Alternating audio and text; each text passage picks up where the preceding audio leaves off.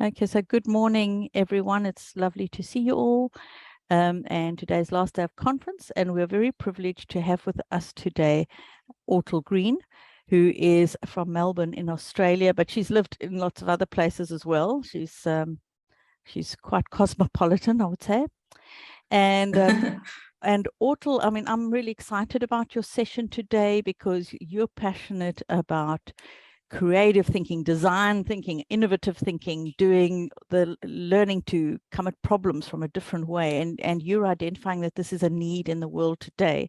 And you do a lot of work with schools and with teachers and that kind of thing to try and help them to know how to pass it on. And today you're here to share some of that wisdom with us. And I want to say this is going to be quite an interactive session. So some of the rules don't apply in terms of muting and so on. If Ortal wants you to take part, you're going to be taking part and chiming in, using the chat and all of that. So I will hand over to you, Ortal, and then we are at your direction. Whatever you want us to do, we will do it. Okay. So firstly, thank you very much for this lovely introduction, and good morning from Melbourne to everyone. I will actually share my screen, and while I'm taking you through this journey. So let me know once you can see it.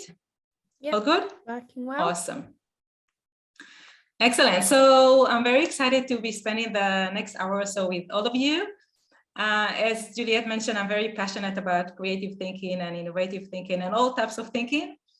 And my promise to you today is that during this webinar, I will show you how you can become super creative, even if you think you're not creative at all. And why I'm so confident is because I'm very passionate about creativity, and I've been on my own journey to discover what creativity is and how I can develop my own creativity. And through this journey, I discovered how to do just that and became more and more creative. So if I was able to do so, I'm sure that each and every one of you can do the same. A little bit about myself. I'm the co-founder of Glittering Minds. Glittering Minds designed a program for schools to help them adopt a new way of learning and teaching at school. And by doing so, the schools actually create an innovative learning environment in the schools that help the students develop their creative thinking, problem solving, critical thinking, collaboration, empathy, all of these wonderful 21st century skills that you probably heard a lot about.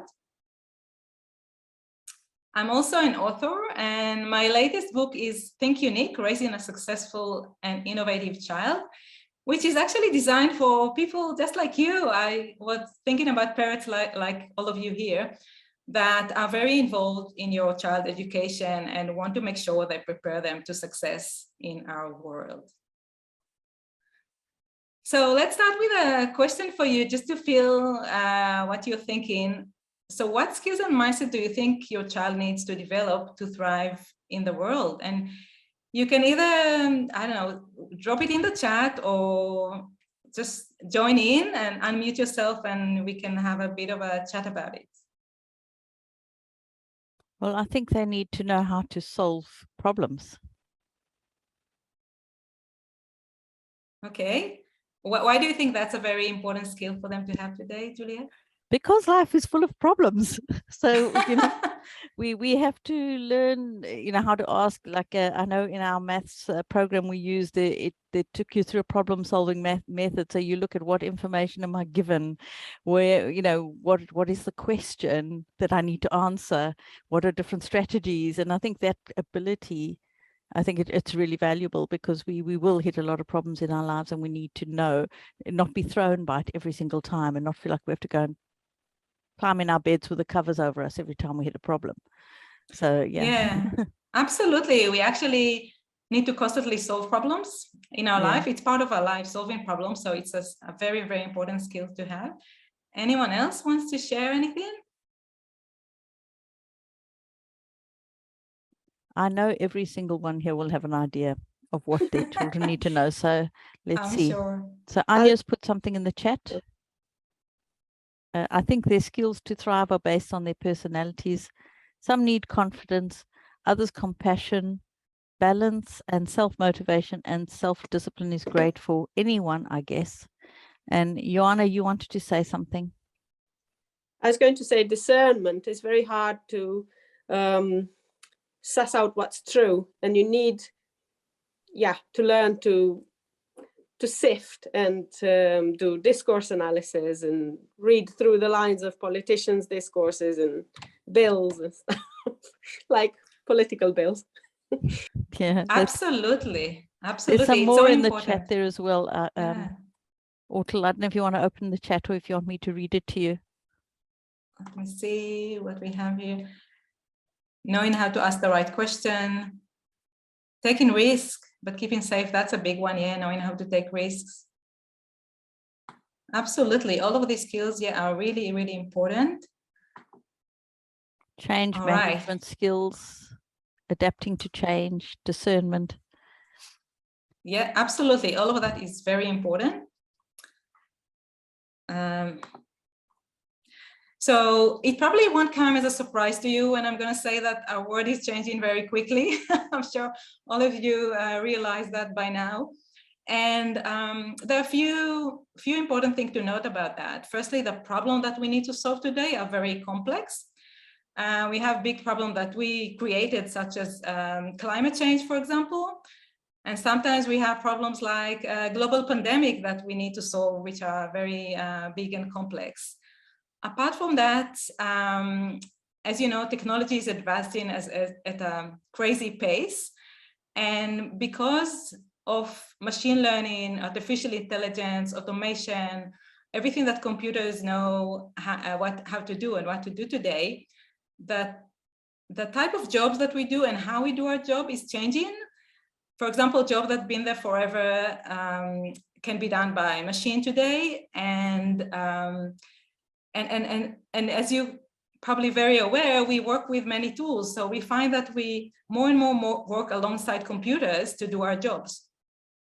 So what it means going forward that some of us will need to find new professions and some of us will work more and more along computers. And it means that the skills we need to do to perform our job are changing because of that. And the critical skills required to succeed today and also in the future of work, which is changing, are curiosity, creativity, problem solving, empathy, collaboration, and the ability to learn and grow, because we'll need to learn new things, new skills. So we need to develop passion for learning, curiosity, and become lifelong learners. And what does it mean for children growing up today? So some say that 65% of children entering primary school today will ultimately end up working in completely new job types that don't yet exist. I know it can sound quite shocking, but if you think about it, for example, a job that exists today, like e-sport coach, who would have thought that would be a profession, 10 years back, or a drone pilot or SEO consultant. So if thinking that children entering primary school today will finish school in about 15 years time, who knows what kind of jobs are going to be there for them? It's anyone's guess. So it's a new economy.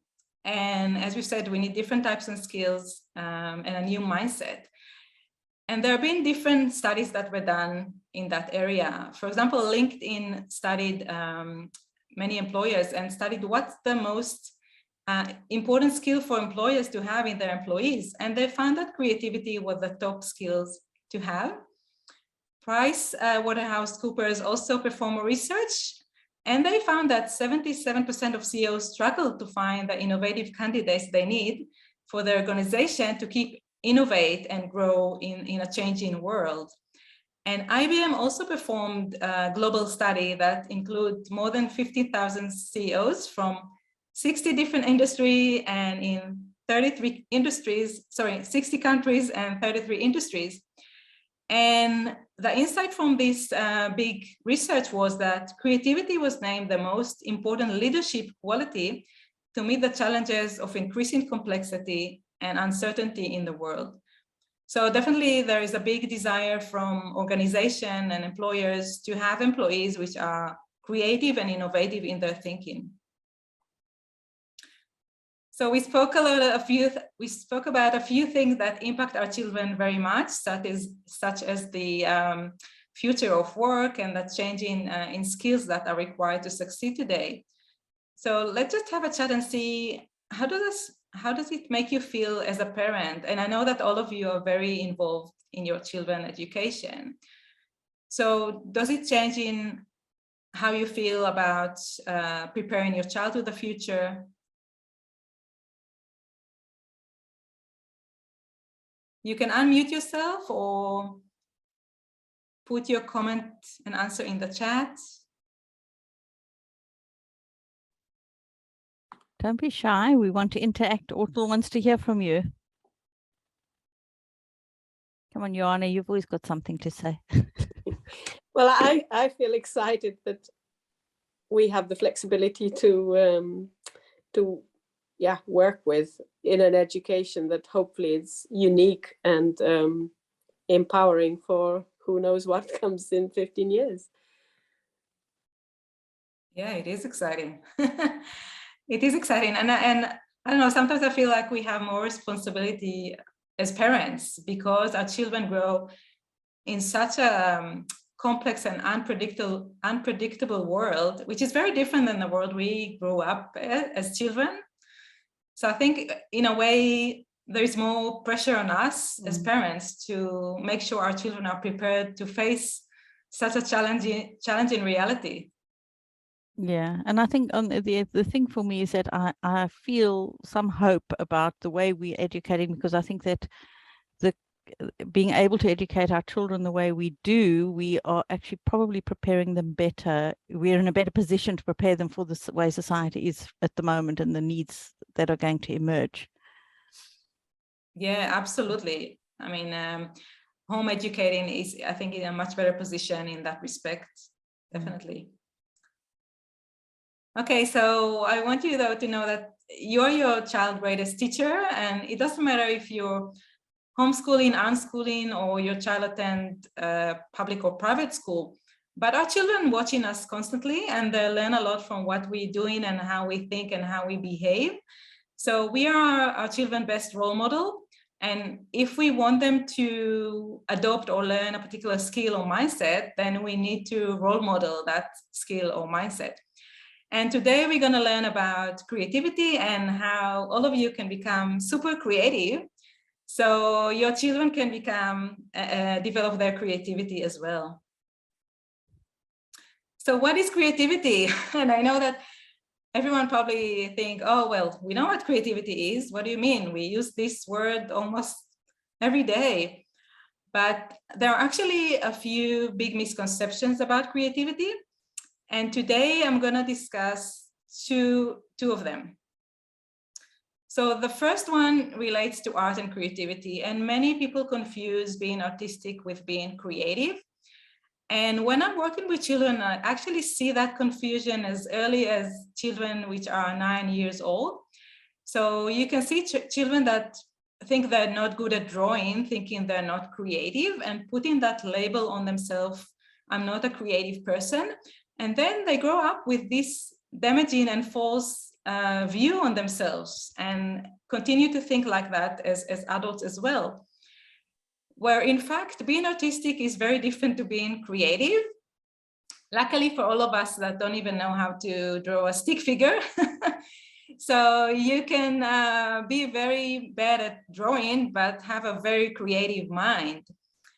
Because creativity is basically our ability to produce unique and valuable ideas, our ability to come with new solutions to problems, find new ways to do things. And here you can see different inventions that came out of creative minds, and these minds maybe don't really know how to draw or write a poem. So you don't have to be artistic to be creative, and it's important for your children to understand also that these are two different things.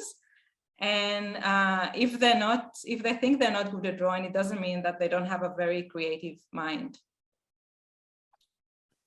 The other misconception related to thinking that we get a dose of creativity when we're born. So if we're lucky, we get a big dose of creative thinking as babies. If we weren't that lucky, we got just a few flakes of creativity or didn't get any creativity at all. And that's it. We stuck with what we got. It's fixed and there's nothing we can do about it. Luckily for us, it's not true as well, as creativity is a skill that can be learned and developed at any age. Even if you're 90 years old, you can still develop your creativity, which is amazing. So today I'm going to show you how you can develop this amazing skill. So if we don't get creativity in our DNA, if it's not part of our genes, where does it come from actually? And I want to tell you about it by sharing a story about NASA astronauts, a professor, and a group of children. So for NASA, it was very important to be able to identify and assess the creative level of their engineers. And the reason it was so important for them is because, as you know, they send spaceships to space, and then they have a mission control, and suddenly sometimes there are problems at space. I mean, think about a call, Houston, we have a problem, Mayday, it's life and death situation. And then the engineers that are on the mission control center, they have to quickly on their feet, think on their feet and come up with innovative solution. And not only do they have to come up quickly with a solution to serious problems, but also they're very limited with how they can solve this problem. Because think about Apollo 13 in space with life and death situation. And the engineer had to solve the problem using only what exists already in the spaceship. It's not like the astronauts can call for a spare part from Amazon Prime and get that shipped. So therefore the engineer have to be really, really creative.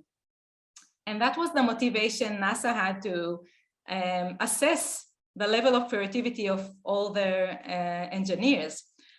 And so they contacted Professor George Land, scientist, and asked him to come up with a test that will allow them to do just that.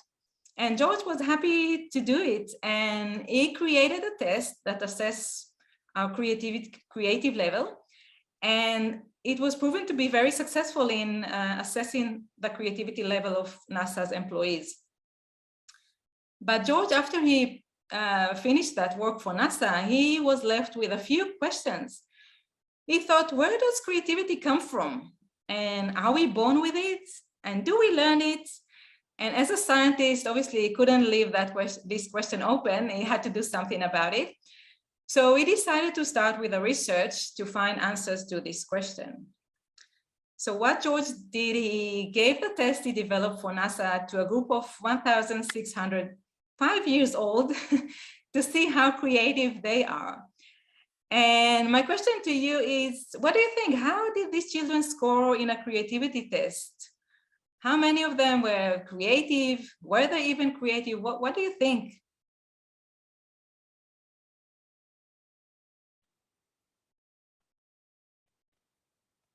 You can put that in the chat or just unmute and share.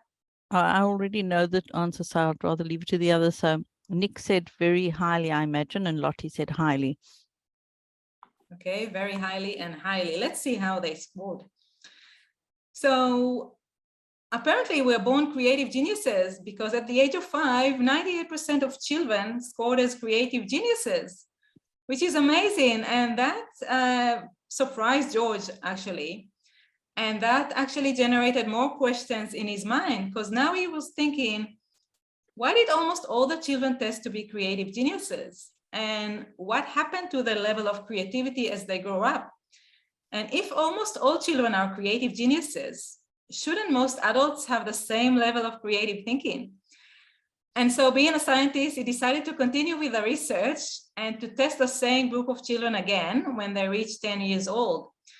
So what do you think? How did they score on the test when they were 10 years old? What do you think happened then? When they 5, there's 98% of them were creative geniuses. What happened when they reached the age of 10? Let's have you some can guesses. Guess. Yeah, you can guess in the chat. Yeah. Amy says 20%. Sandrine says 30%.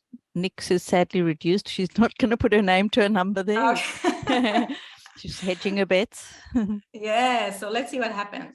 Yeah, So at the age Sally of said, 10, yeah, Sally said yeah. 55%. So. Okay, so you got it right. I mean, what happens is that our creativity drops and only 30% are creative geniuses. So George decided to continue with the research and see what happens when the same group of children will reach 15 years age, when they'll be 15 years old. So what do you think? What would happen when they reach the age of 15? What would happen with their creativity? Take a guess. Okay, Heidi says 10%, Sandrine says 2%, Alison says 5%, Sally says 8%. Okay, let's see what happened. So yeah, you are right. Definitely continue dropping. So at the age of 15, only 12 of us are creative geniuses. It's dropping quite rapidly. And then George decided to continue and test adults. So he tested over 1 million adults around the age of 30 to see what is their creativity level. So what do you think? How did us adults score? How did we score on this test? How many of us are creative geniuses? Take your guess. We've got 3% there, 4%.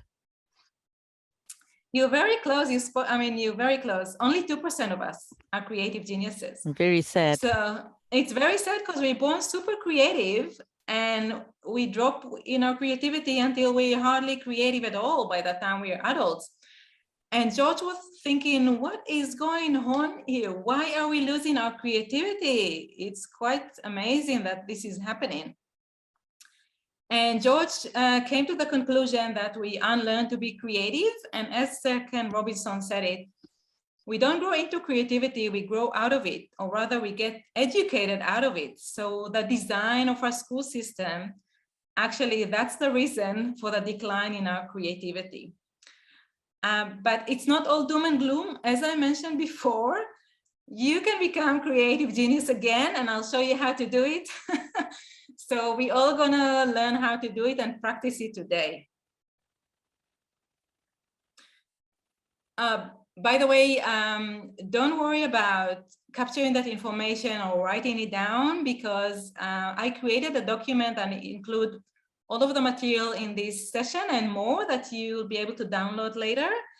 And Juliet will probably share the link, yes, right? The link will be in here and the link will be on the event. So where Ortal's recording will appear, that link will be there as well.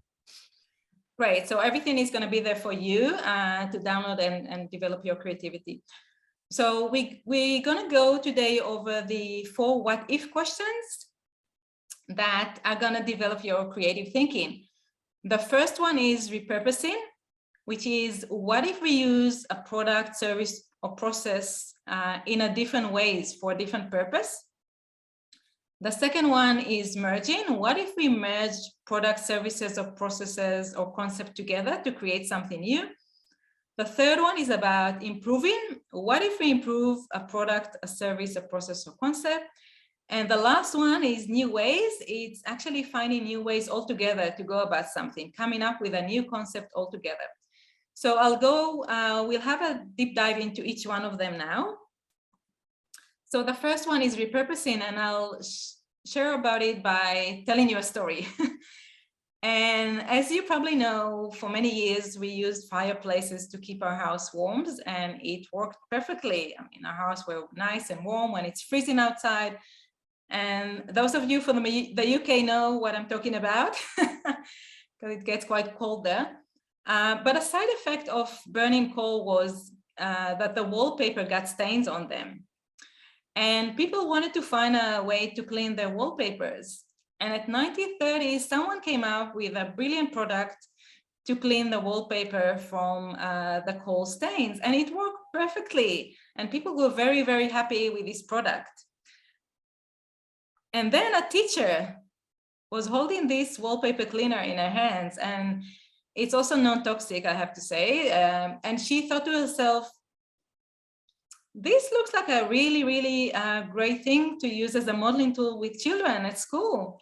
And she decided to take it to her classroom, to her students, for them to use it to do different things. And as you can probably guess, this wallpaper cleaner that was fantastic for the purpose it was designed was repurposed to be the Play-Doh that we all familiar and play with today. I'm sure most of your children probably played with Play-Doh.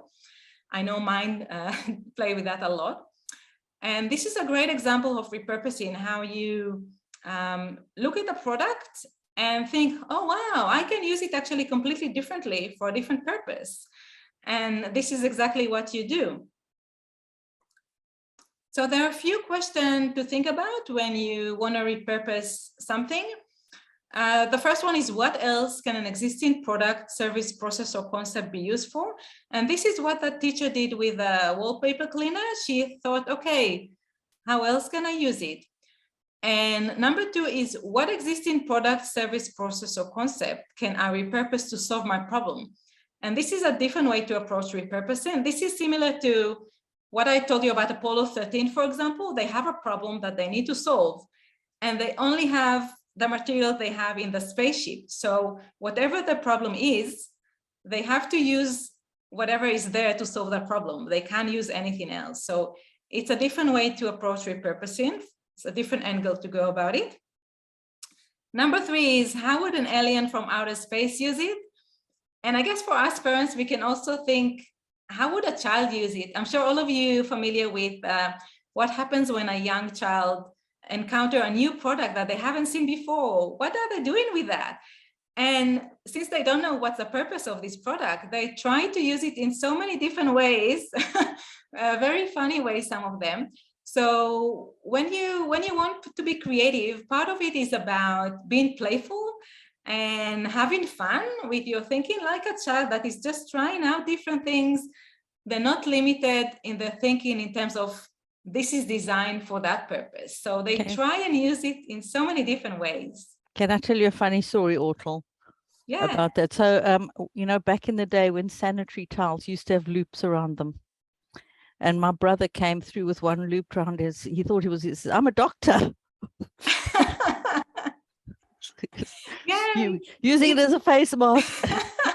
It's funny. It's great how children use different things. I love it. Another way is to think about silly ways to use a product, for example, or crazy ways to use it. So when we want to exercise our creative muscles, it's great to think of crazy ways to do things. We definitely encourage that in creative thinking. Okay, so are you ready to your first exercise? Are you ready to flex your creative muscles and have your own repurposing activity? What are you saying? Yes? All right, let's go then. So how can you repurpose shoes? And I just want to say that this is a safe environment and there are no right or wrong ideas. There are no stupid ideas either. So all your ideas are wonderful. So please don't judge them. Don't filter your thinking. Just let all of your ideas flow. And I'm sure all of your ideas are going to be wonderful. So you can share with us your ideas either in the chat, or you can unmute and just tell us your ideas. But I'm sure you can come up with wonderful suggestions as to how we can repurpose shoes. Okay, so Anya said as a planter. Anya said in the chat she'd use it as a planter, so somewhere to keep your plant. Awesome. Yeah, that's a great thing. We've got pencil case and handbag. Handbag, that's awesome. Yeah, somewhere to keep your money. Yeah, no one is going to look for it there, so it's probably a safe place to, especially if they're smelly. Yeah, exactly. Any other ideas? They're also quiet. They want to put in the chat. So Lottie said a drum. Oh. Seed collecting. So if you can sweep through a meadow. A drinks holder. All right. I think it would hold your drink quite well, especially on an you know, if you're at the beach and the ground's not level and you put your drink in your shoe, it's not going to fall over. That's true. Oh, okay. So Nick's got a great idea. You take a big pair of shoes with you so that people, if you're at the beach, somebody thinks a big man is with you. so nobody steals your stuff. Oh, I love it. This is awesome. Great thinking. So beating the dust or sand off something. So a beater. I mean, we've all done Yeah. that at some point, I think. Yeah. Awesome. I love your thinking. This is wonderful. All right. So let's move to the next what if question. So the next one is about merging. And when I was a child in the olden days, a camera was just a camera and a phone was just a phone. And if someone would tell me at the age when I was 10 years old, a camera and phone will be one product, there is going to be one product that's going to do the two functionalities, I would look at them as if they're crazy. But at some point, someone decided to merge the two. And today we can't even imagine our lives without having a device that enable us to take pictures and videos and call other people at the same time. So merging is all about taking things which might seem unrelated and putting them together and creating something new. And the Japanese actually turn it into an art. Has anyone heard about Shintogu? The art of Chintogu. If you haven't heard about it, I strongly recommend Googling it after the session. It's hilarious. I just love it. I mean, the whole idea behind Chintogu is to just develop your creative thinking and go wild and crazy with your ideas. So they don't think about let's merge ideas to create something commercial, something we can sell. They just think about let's merge things that are really unrelated to each other to create something fun with it. And I'll share with you two examples. The first one relates to butter.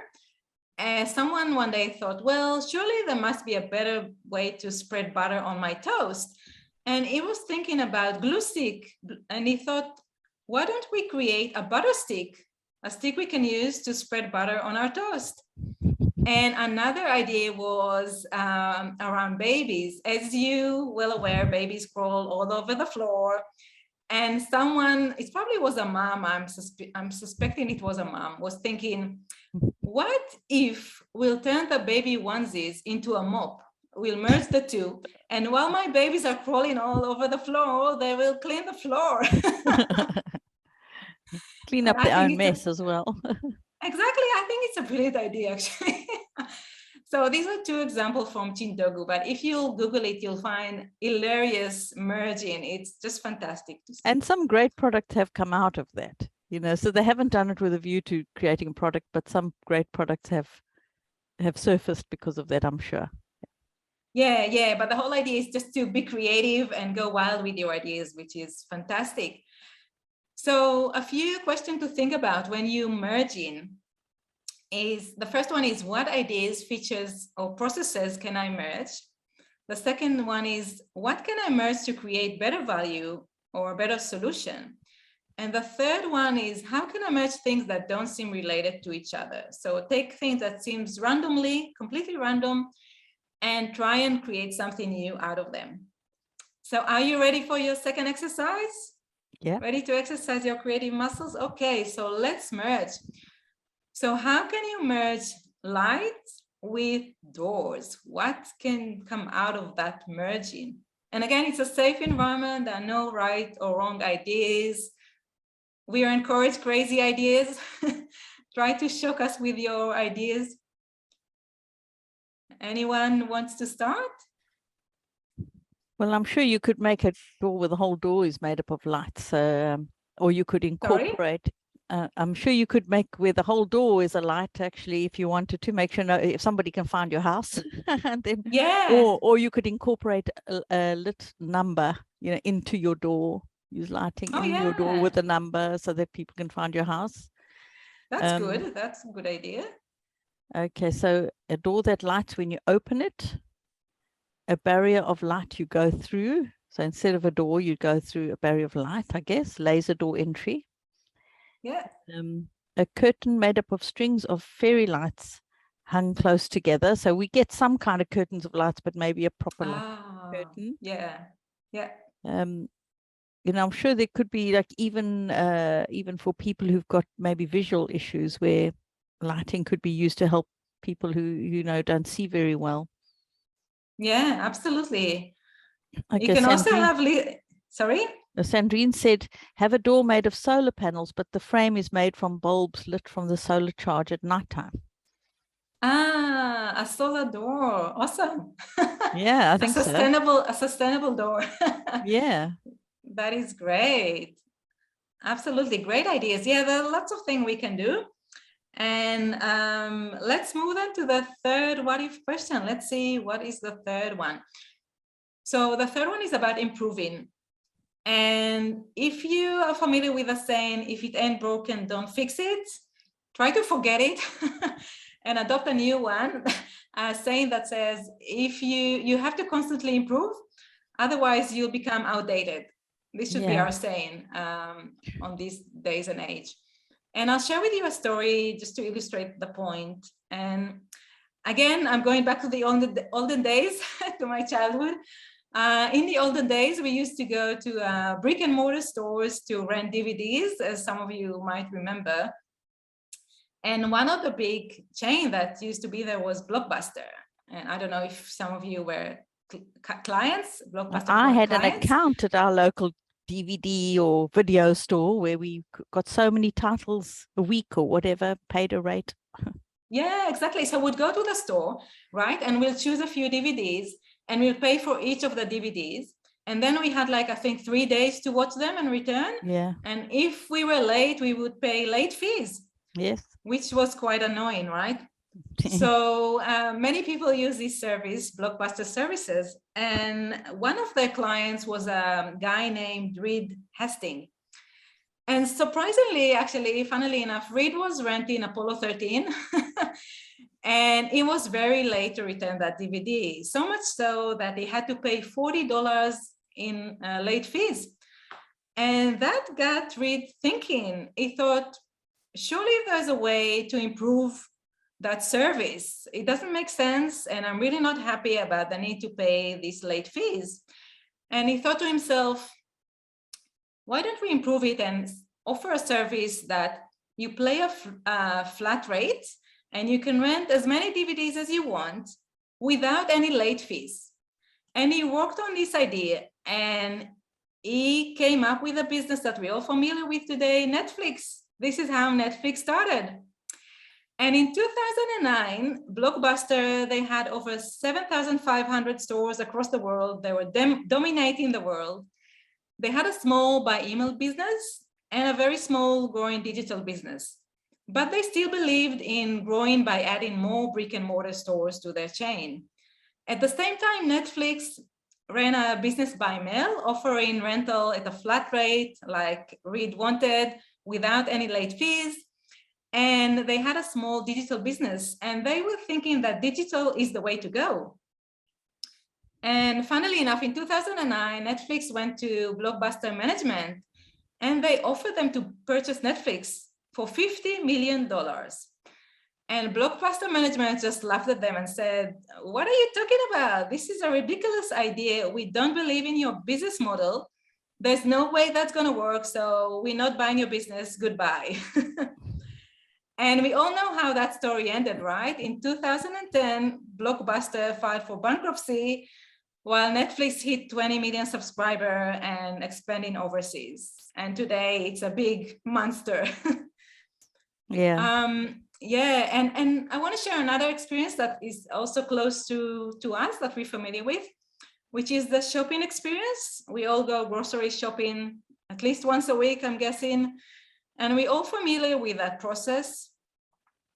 And it goes like that. You enter the supermarket, you grab a trolley, you put whatever you want in the trolley, then you go to the register, the cashier scans your stuff, you pay, they pack your groceries, and you go. And that was the process for many, many, many, many, many years. But at some point, there were issues with this process. Issues start to emerge. Customers had to wait in the queue to be served by a cashier, and they weren't happy about the waiting. And also some customers actually preferred not to go through a cashier and not to engage with anyone during their shopping. And so few people in the grocery shopping industry were thinking, okay, how can we improve the shopping process?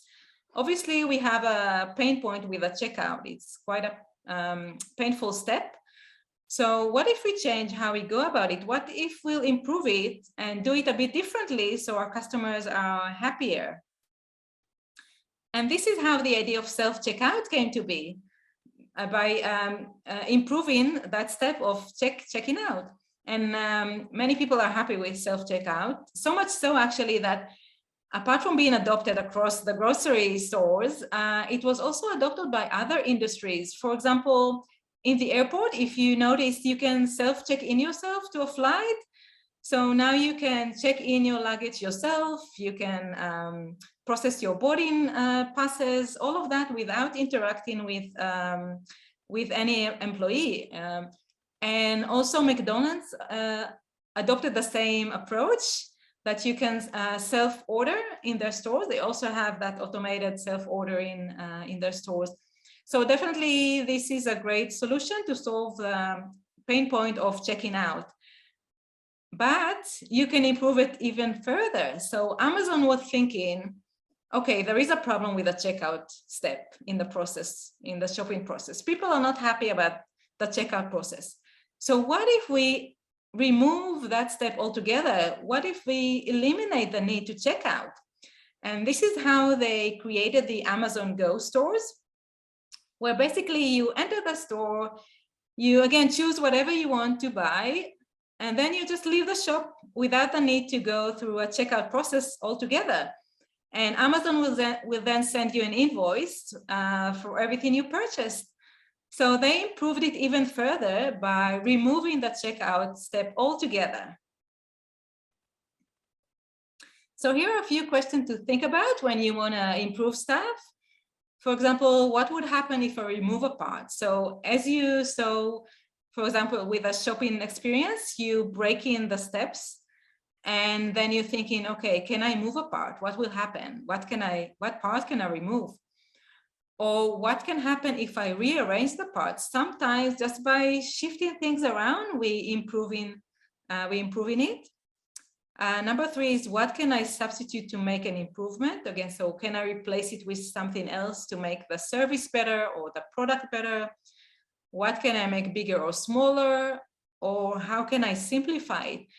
And it's important to know that often with processes, for example, they grow organically a long time. And so steps that used to make sense in the past are still there today, for example, where it doesn't make sense to have them anymore. So especially with processes, for example, it's important to have a look every so often and see, how can I simplify it? What is not necessary and not necessary anymore that I can remove from that process? Okay, so we're up to our 3rd exercise. Are you ready to exercise your creativity by improving stuff? Yeah. And this is an exercise especially for all of you. You're going to love it. It's right up your alley. So this is all about how can you improve our education system? I'm sure you're going to have plenty of ideas. I think we just have one, just get rid of it entirely.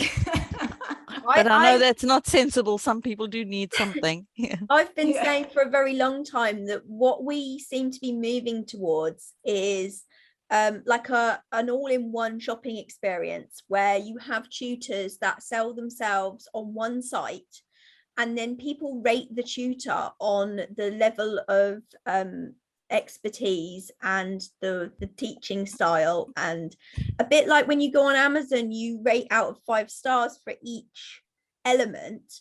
But we would do that with tutors, and then people would study from home and pick and choose which tutors they want to listen to fill their day with wonderful learning experiences. And rather than physically all going to different establishments to receive this tutoring, it would all come straight through the computer to us. And then we would have that competitive nature of which tutor can teach that subject in a more interactive style to a specific audience with maybe SEND needs or with a higher need than other people. And I really believe that model will eventually come about, and that we will stop having children have to physically go to an establishment that is crumbling, that isn't suitable, that doesn't fit their needs, and just do away with all of that need to travel everywhere all the time. Well, No? Amy, can I add in there? I think there is a call sometimes for traveling and going to places and personal interaction. So there's some skills that you need to learn. Like if you wanted to be a blacksmith, you kind of have to go and be in a smith to go and, to go and actually physically learn.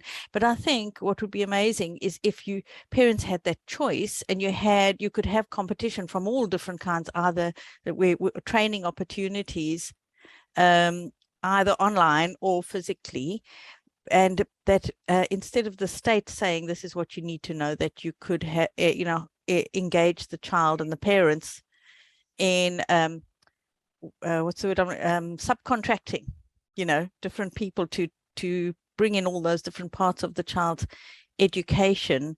And I know some countries have like a voucher system, if you maybe instead of paying for schools, that every family got a voucher that they could use per child to cover those costs.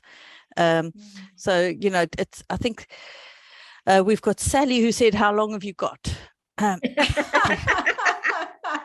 So she's got a lot of thoughts, and she also said harnessing the instinctive drives to learn, playfulness, curiosity, sociability.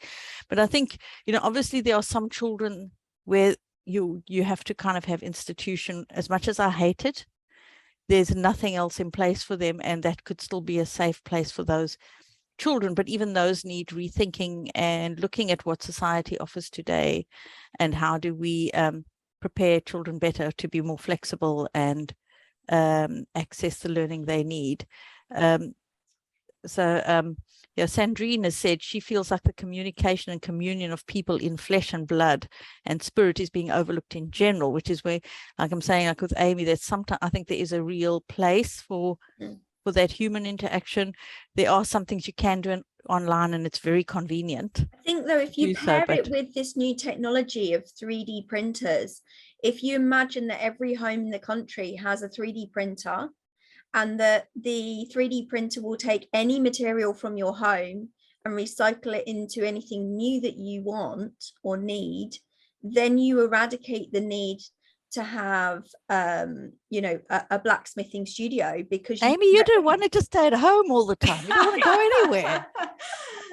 Lockdown taught me that my home environment is actually lovely. Well, I think it's to me it is about choice and being able to tap into the expertise of different people. Yeah. Anyway, I'm sure somebody else wants to come in, so instead of just me and Amy.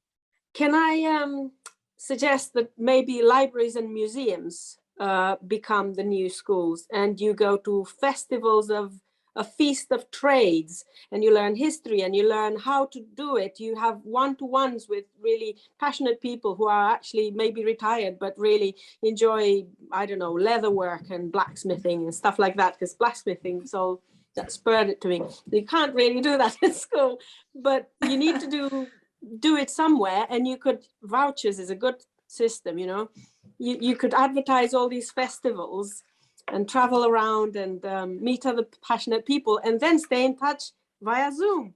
Yes, Amy?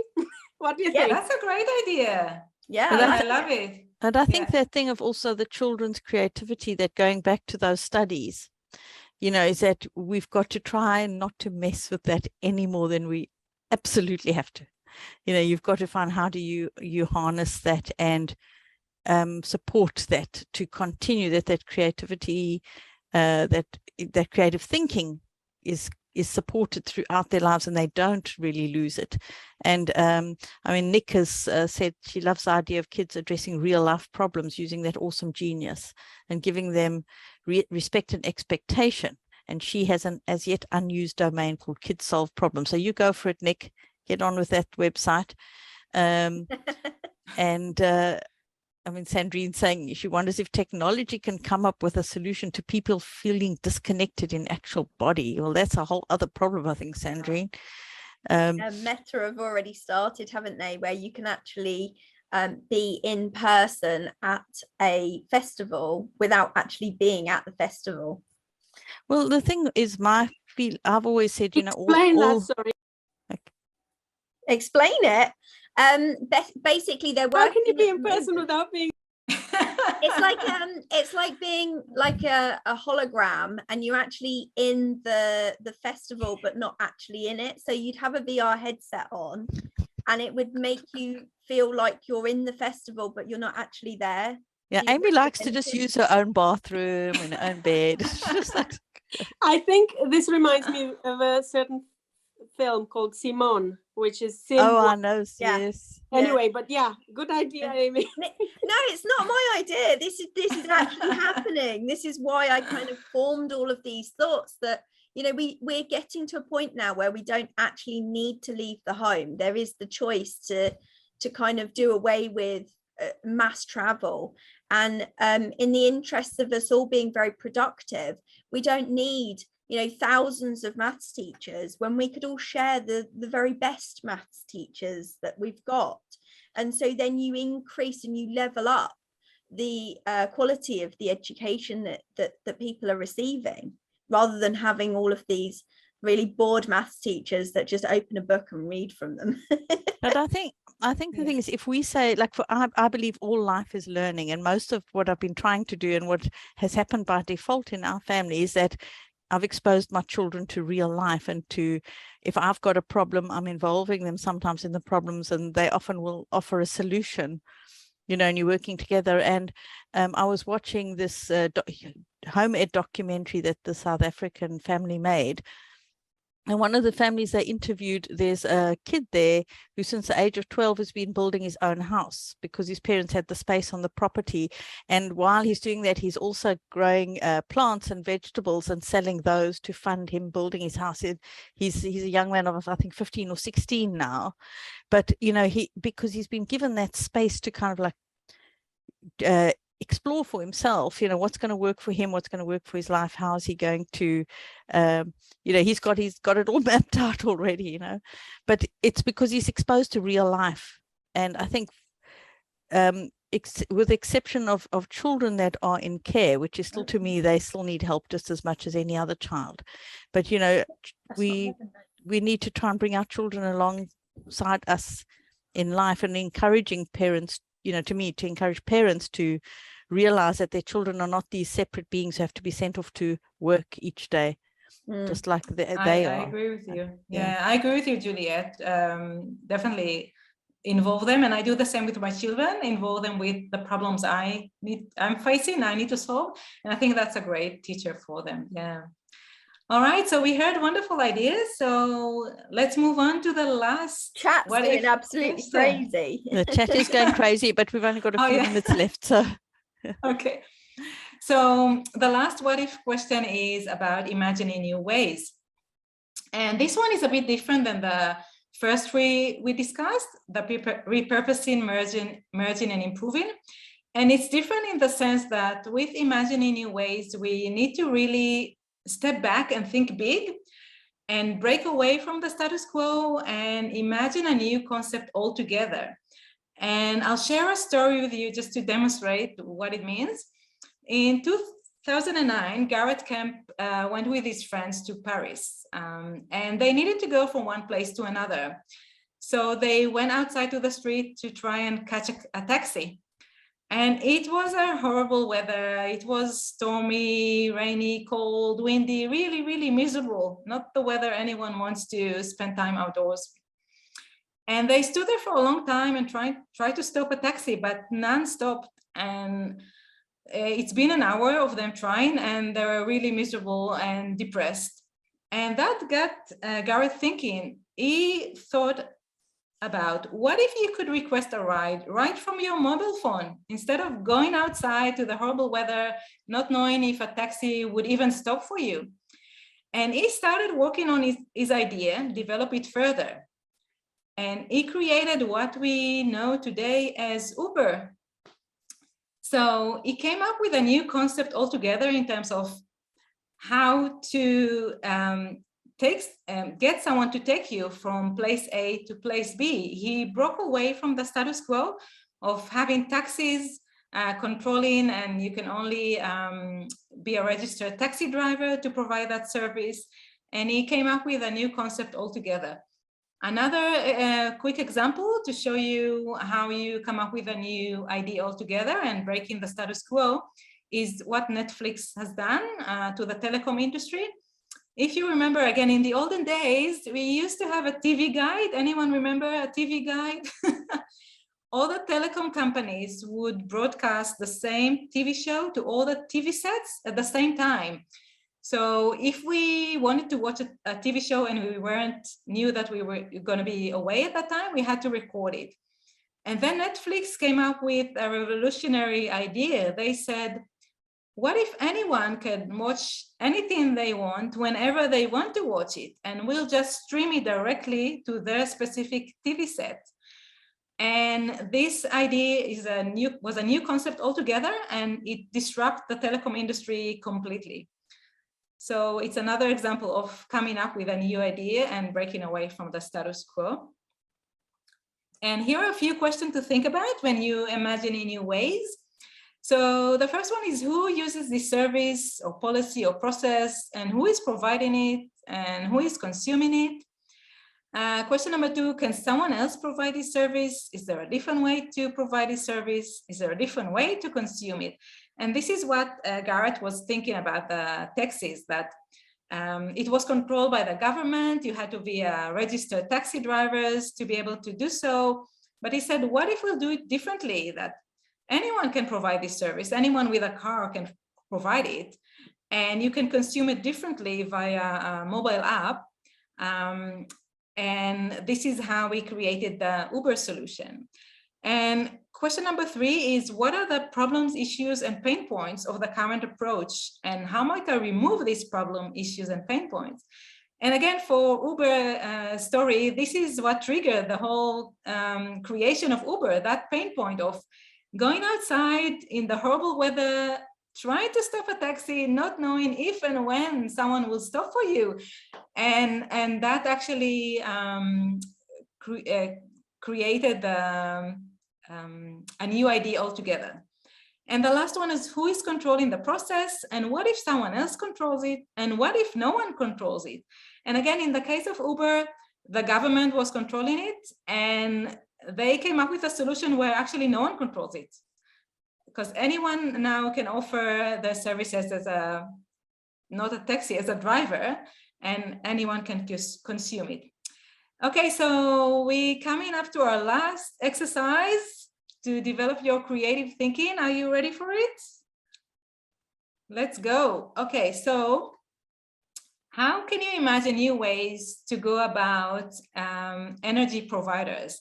As you're well aware, today there are specific energy providers, and if we want to have energy provided to our house, we have to connect with a gas provider, electricity provider, or whatever it might be. And now it's time for us to think about new ways to go about it, to imagine new ways altogether, break away from the status quo and come up with a new concept. And again, it's a safe environment, and there are no right or wrong ideas. All of your ideas are fabulous. So I'm looking forward to hear your awesome ideas. Who's going first? Come on, guys. They've been buzzing all the time. And Amy's just put the reminder, so that download that Ortal has for you, you can just go and sign up and you'll get the download. So anyone got any ideas about, I mean, because we're thinking new ideas, so we're no longer thinking windmills and solar power and all of these other ways of getting power. We can try and think of something, have our own energy source. Think about that. I doubt my thinking on here. So community energy bank connected to a gym full of exercise bikes as generators. Oh, that's awesome. Okay. I love it. That is a great idea. Yeah. And then Yeah. Amy, yeah, we can get exercise as well because we're all getting fat. And Amy has said water down pipes in the gutters. So are you thinking of like kind of generating electricity, Amy? Yeah, so because we have so much rainfall in the country, Well, this kind of country, makes sense. Yeah, it kind of makes sense to gather that energy as it's creating a downforce. And obviously we also have sinks that are constantly putting a downforce, so we could, you know, harness that and repurpose that energy back into the house. Yeah, that's a great idea. Definitely. Nick has said big umbrellas in the atmosphere to capture solar power. That's an interesting I can one. imagine it full of Yes. umbrellas. Wow. As long as it doesn't block the sun, we need all the sun. Yeah, we need the sun. Capture plates in staircases. Let kids run Oh. around more and harness the energy in their shoes. Yes, I'm all for it. That's a great idea. Let our children work for our electricity. Wonderful. Okay, great ideas. I love your thinking. So let's summarize the 4 what-if questions that we've been through. The first one was about repurposing. What if we use this product, service, process, or concept for a different purpose in a different way? And we looked at the wallpaper cleaner that was repurposed to be Play-Doh. Number 2 was merging. What if we merge these product, services, processes, or concept? And we looked at how the phone and the camera were merged into one product. The third one is improving. What if we improve this product, service, process, or concept? We looked at improving the grocery shopping experience. And number 4 was new ways. How can we take a concept and find a new way to go about it? And we looked at Uber as an example, and also Netflix. And I just want to say something. I know that all of us have very, very busy lives, and it's hard for us to find time to additional thing. But you can actually develop your own creativity and your children's creativity while you're doing the things that you're already doing. For example, when you're having dinner as a family, you can take turns in choosing a product, just a random product, and then everyone can think of a way to repurpose that product. Or when you're driving in a car with your kids, you can do the same thing. Or when you go on a walk with your dog, or standing in a queue, stuck in a queue somewhere, you can look around you and think, what can I merge together? Or how can I improve that process?